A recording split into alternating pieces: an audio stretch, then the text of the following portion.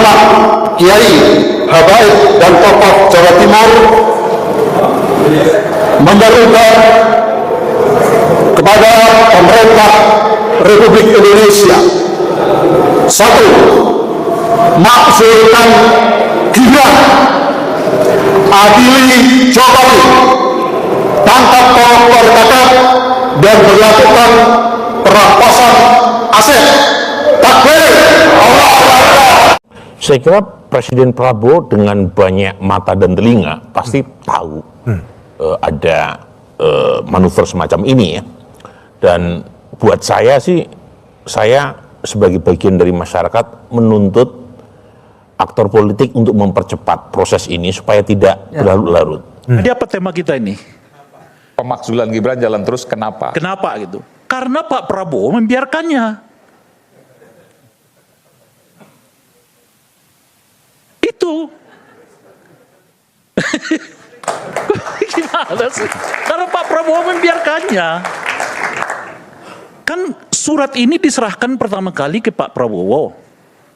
Oleh Pak Prabowo dinyatakan, ya silakan saja, tapi tepatnya diserahkan ke DPR. Kan gitu.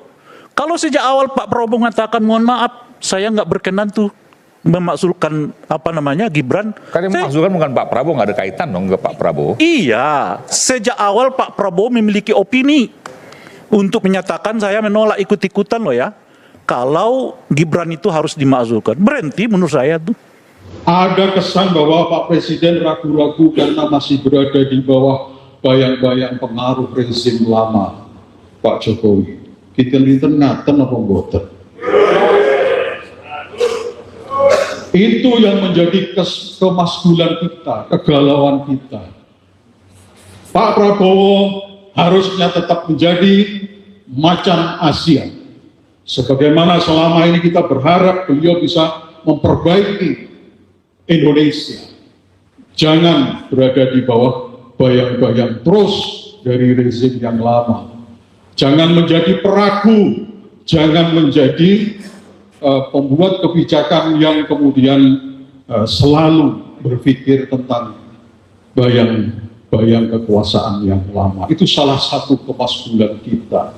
Dan di dalam perjalanan yang memang belum panjang, ini kan instabilitas politik bisa shaky dan nanti akan delegitimasi terjadi kalau terus-menerus tidak ada respon. Nah ini yang kita harapkan, respon itu ditunjukkan, bukan berarti bahwa kita memaksa-maksa, tapi memang seperti itu. Jadi Mas Doli sudah mengatakan tadi itu, tolong direspon oleh DPR. Bagaimana pada saat Pak Habibie dulu mundurkan diri, atau Pak Harto mundurkan diri, Pak Habibie naik gitu ya, terus kemudian Gus Dur di impeachment. Nah, pengalaman-pengalaman itu kan membuat kita membuat sistem yang lebih baik.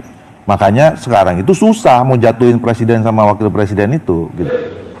Masing-masing dari tokoh, ulama, kiai punya pandangan-pandangan bahwa masih banyak yang harus diperbaiki. Bahkan justru harus dilakukan tindakan-tindakan yang cukup radikal, mendasar, agar Pak Prabowo ini tidak kemudian terlibat dalam arus yang tidak berhenti, membawa pemerintahan Pak Prabowo ini seolah-olah berjalan bukan sebagai presiden yang independen, melainkan menampilkan sosok yang selama ini kita kenal.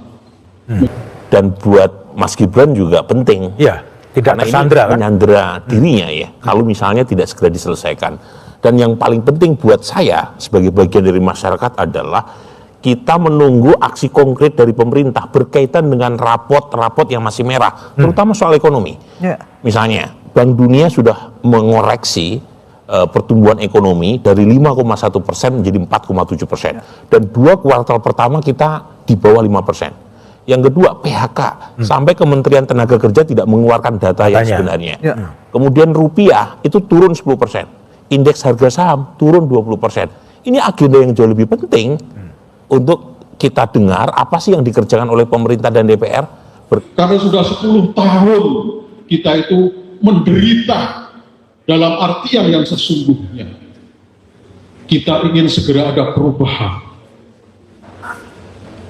dan kita mencermati perjalanan dari Pak Prabowo dengan kabinetnya, ternyata hingga catatan hari ini kita melihat Pak Prabowo belum menampilkan kinerja sesuai yang kita harapkan bersama. Kira-kira begitu apa begitu? Di DPR sebagai lembaga perwakilan rakyat, kita harapkan memang fungsi representasi itu dijalankan secara efektif. Oleh karena itu ada keterukuran. Jadi kita memilih sistem demokrasi itu salah satunya adalah kita diberikan satu keterukuran, satu kepastian gitu. Jadi bukan dipanggang. Memang politik itu selalu wait and see dan sebagainya. Tapi ini bisa menjadi quote unquote bola liar karena Bola liar. Karena Bisa kemana larinya? Betul. Bisa kemana-mana ini. Kemana-mana Sementara Indonesia sedang tidak tentu Baik-baik saja. Iya, sedang tidak baik-baik saja. Kita ingin ada tentu konsolidasi gitu ya, bangsa Indonesia menuju nanti bagaimana kita jauh lebih sejahtera dan sebagainya. Kita setuju dengan membangun, tapi tidak boleh juga kita ignorant gitu ya, seolah-olah kita itu fine-fine saja. Kita harus membenahi yang kurang bagus tadi itu dengan memberikan pelajaran bahwa kalau dipaksakan kehendak itu ternyata akan muncul belakangan yang menjadi bumerang bagi perjalanan satu politik kita. Sampaikan bahwa Hidayatul ini adalah bagian dari organisasi massa berbasis kader. Alhamdulillah sekarang ini sudah berada di 38 provinsi dan sudah berada di 428 kabupaten kota. Akhirnya dukungan pemakzulan datang dari mana aja. Kali ini ulama Jawa Timur yang tergabung dalam forum silaturahmi ulama yang sudah berada di 33 provinsi juga suarakan dukungan pemakzulan Gibran bahkan adili Jokowi.